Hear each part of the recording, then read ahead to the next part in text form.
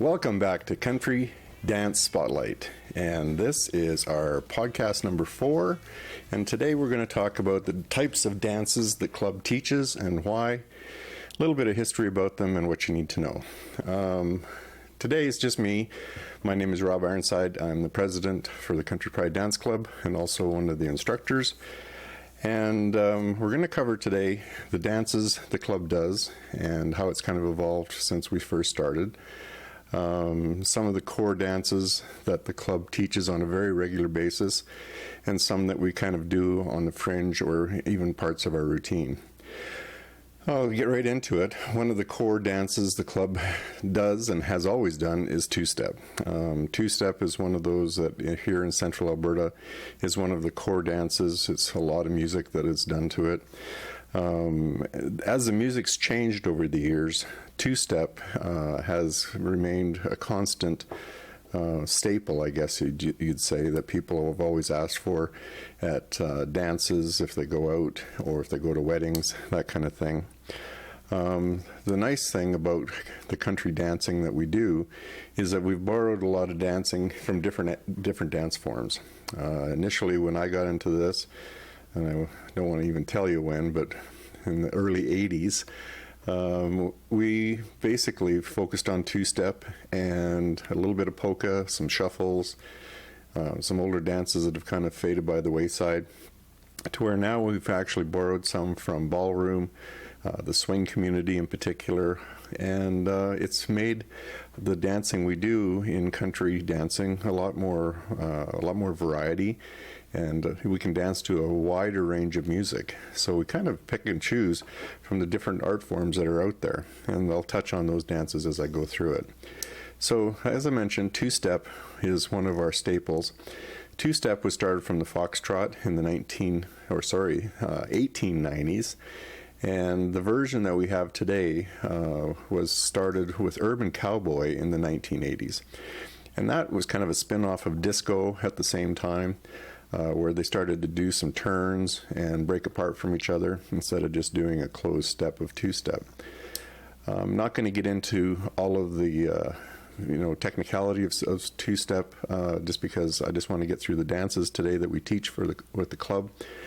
But the counts for two-step are, you might have learned it as quick, quick, slow, slow, or slow, slow, quick, quick.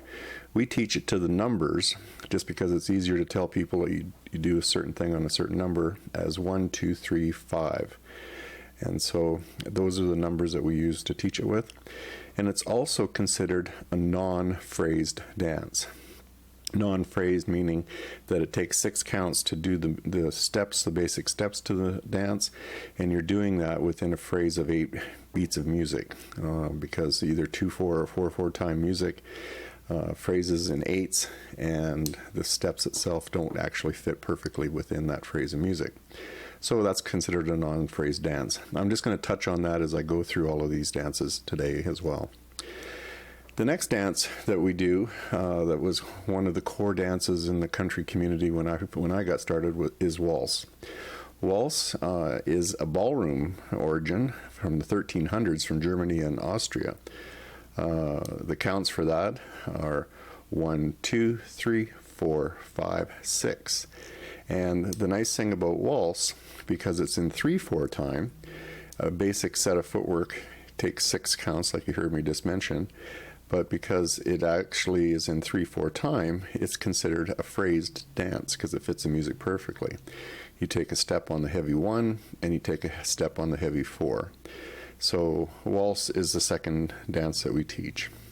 And we show people a lot of turns and partner connection in waltz, same as we do with two-step and how to move around the floor. The next dance is polka. Polka is one of those dances that has a lot of misconceptions about it. The origins of polka is from Europe in the 19th century. And the polka music that was danced back then compared to what we dance to today is quite a bit different. I mean, a lot of country music is danced in faster music that you can't two-step to. So that's one of the things that's important to know is, what speed of music can you dance all of this stuff to. And when we get into some of the more details of the dance descriptions in another podcast. We're going to talk about that. But if you can actually go out there and you can two-step to some, when it gets too fast, you can switch and go into polka. And polka is one of those dances too that is considered a phrase dance, because the basic counts for it are 1 and 2, 3 and 4. Challenge with polka is that when I say 1 and 2, the 1 and 2 is actually 3 steps, and you have to do that quickly to 2 beats of music. So when we teach it, it's a phrase dance, and we do it to faster country music. The next dance is cha-cha. Cha-cha is one that we've kind of taken from the Latin community. A lot of country music has had a Latin influence, and so sometimes it's a bit of confusion between cha-cha and rumba music. We don't do rumba in particular in country, but some of it is. The differentiation, as we'll get into what dances to do what music in another podcast, is the accent to the music. Cha-cha, as I was saying, its origins are from the 1950s, so it's been around a while. And it is also considered a phrase dance, because when you dance the basic steps to it, it's 1, 2, 3 and 4, 5, 6, 7 and 8, and 1. You start all over again. So when we go into the more details about each dance, we will actually talk about that some more. But cha-cha is one of those dances that came into country as the music changed. When I first got into country dancing, like I said, back in the early 80s, we didn't do cha-cha. The only dances we did were two-step, waltz, and polka, but cha-cha came in after that. The next dance that we teach is getting into the swing category of things, and the swings, one of the very first swing dances I did was Jive.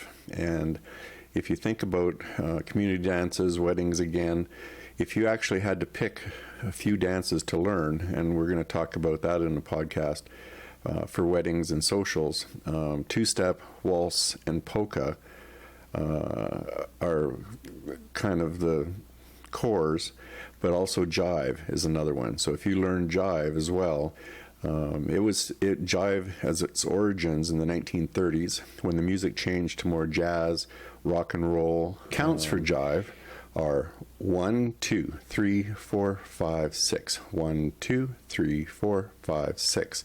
So what that is you're taking a slow step to the side, another slow step to the side with a rock step. And we're going to go through all the swings and details of all the dances in a later podcast, but I'll just explain briefly as I go through these dances with Jive, East Coast swing, and West Coast swing, a bit of the difference. So in the 1930s, jazz, rock and roll started, and Jive became popular. And it is considered a non-phrase dance because, again, you're dancing it to music that is in 2/4 or 4/4 time, and there is 6 steps in the 8-beat phrase of music. So Jive is the next dance that we teach. So when we start breaking these down into different categories, East Coast swing is the next one that we teach. East Coast swing has its origins in the 1940s. It's kind of a cross between Lindy hop and also Jive. Its counts are 1 and 2, 3 and 4, 5, 6.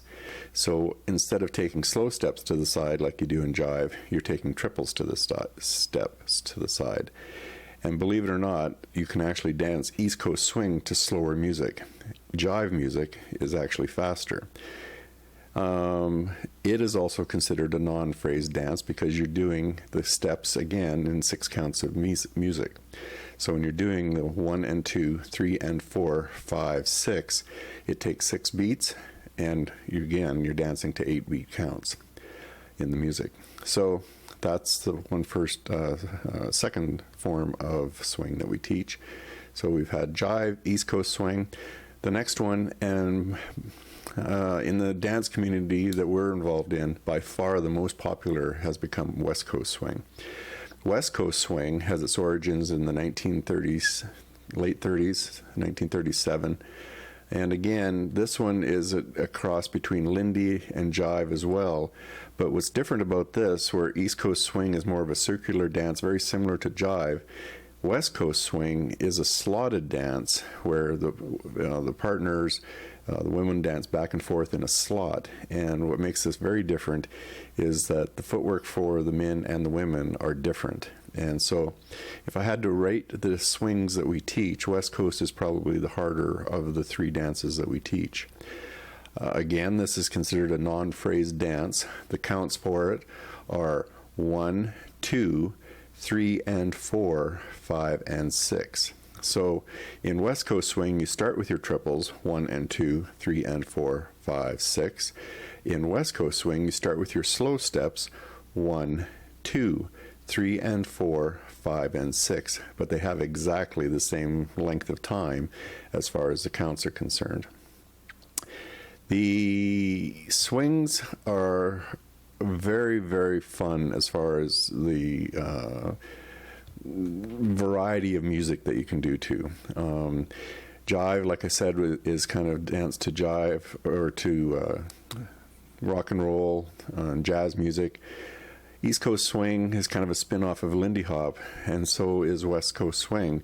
But West Coast Swing, because of the way that you can dance the dance, it can be danced to a huge range in music. It can be everything from jazz again to blues to country, but also into old rock and roll, some even regular or some newer pop music, if you want to call it. So a bigger range of music you can dance it, because you can dance it at quite a range in difference in speeds. And again, I'm not going to talk about that in detail. As I said, I'll leave that for another podcast. But know that as far as the most versatile swing dance that we teach, it is by far the West Coast Swing. The next dance that we teach is the six-step. The six-step is a dance that is kind of a derivative between polka and two-step. Polka and two-step music kind of have their range of speed of dance that you can dance to. Polka being very fast, or if it gets, faster than you can two-step to, you can do a polka. Whereas with six-step, when it gets really slow and it would be painful to dance two-step to it, you can do six-step to it. The counts for six-step are 1 and 2, 3 and 4, 5, 6. And so it is actually very similar to East Coast Swing count, but instead of this being a stationary dance that you dance on the spot, this one progresses around the floor like you do with two-step and polka and waltz. It goes around and around the floor. A lot of moves that you can do in six-step are very similar to that of two-step and also polka when you combine the two of them. And there's a lot of slower music that you can do this dance to that is a lot of fun in country. One dance that has been established or invented for competition that standardized the more regional dance of six-step is called triple two-step. Triple two-step is also a non-phrase dance. Counts are very similar to six-step. And it was derived by Dave Getty. Dave Getty is out of the United States, and he standardized the dance more for being able to do it for competition. The basic timing, I forgot to mention, is 1, 2, 3, and 4, 5, and 6. And so it is a smooth dance. You'll notice the counts are very similar as some of the other dances that we've talked about, starting off with your slows, but then you're tripling the last two steps. Again, non-phrase, because it takes 6 beats of music to do the dance. Getting into a few of the more dances that we do on a very, not as a regular basis in rotation, but more by special request. The last one is considered a slower dance. It's called nightclub two-step. And this one is more a regional dance, but it's also one that we've taught for some weddings because you can do this, the nightclub two-step, and it's danced to slower music again. It was developed in the 1960s, again by somebody who's in the swing community, but also did a little bit into the country community. His name's Buddy Schwimmer.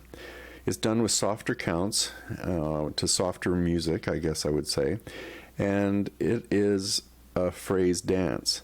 Nightclub two-step, the counts for it are 1, 2 and 3, 4 and 5, 6 and 7, 8, and you start again. So the way to count this is slow, quick, quick, slow, quick, quick, slow, quick, quick, slow, quick, quick. Okay? So again, I'm not going to get into the details of that. It is a nice dance, romantic dance, if I had to compare it to anything else comparable to waltz, but it is different because it's in 4/4 time or 2/4 time, depending upon the song. A few more dances that we do that we don't get into a lot of detail. We do some of these dances with our team. The first one being pony swing. Pony swing is a very simple dance, one based on different opinions, considered one of the only true country dances, where you're dancing on the spot, similar to jive, East Coast swing and West Coast swing, and you're doing the counts and 1 and 1 and 1 and 1 and 1. So it's very simple dance. You're just basically going up and down on one foot. It's a real workout. It's considered a phrase dance. Another one is the chautisse that we don't really see anymore. And that one its origins are from Bohemian, believe it or not, out of Europe in the 1840s. We used to do the chautisse originally when I got into country dancing. You don't see it much anymore. The same as another one that we do a little bit with our team called the shuffle. A shuffle is very similar to a polka, where you're side by side in sweetheart position, and you can do standing patterns and then move along with your polka steps. But we don't teach that one in the regular rotation as well, just because it's very similar to polka, but more with standing patterns and movement. And the very last one I'll touch on briefly is hustle. Hustle is a dance that we do a little bit of. We've done it to some music. Again, this is not country. It's kind of on the fringe outside of what we do. Its origins, obviously, if you've heard of hustle before, in the 1970s with disco. Its counts and 1, 2, 3, and 1, 2, 3, and 1, 2, 3 is a phrase dance. It's danced to stuff that's not really fast, but if any of the disco fever music, you'd pick up a lot of those that you can do hustle. So today I've touched on 14 different kinds of dances that the club does, and that's not counting line dances. If you get into line dances, there's hundreds and hundreds of ones that you can learn to do to specific songs usually. But of the 14 dances, you actually determine what dances you're going to do based on the music. And we're going to talk about this more in a podcast to come. But what accents, the rhythm that we've touched on today, whether it's 2/4 or 4/4 timing, or 3/4 timing in the case of waltz, that's the only one that is in 3/4 timing. Then you can determine based on the speed of the music, whether it's a polka, or if it's a 2-step, or maybe it's a 6-step that we touched on earlier. That also applies to jive, East Coast and West Coast swings.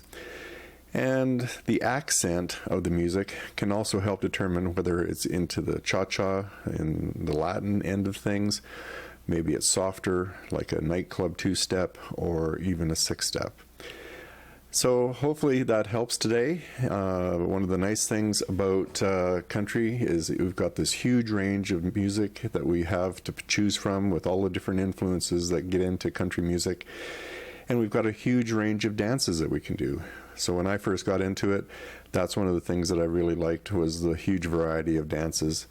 So hopefully this gives you an idea of some of the ones that you'd like to learn. And when you come out to our classes, you have a better idea to know which ones you might be using. And when you get into it, you'll learn there's just a huge variety of stuff and lots to learn, and it's a lot of fun. So thank you for joining me today for today's podcast, and we'll see you on the next one.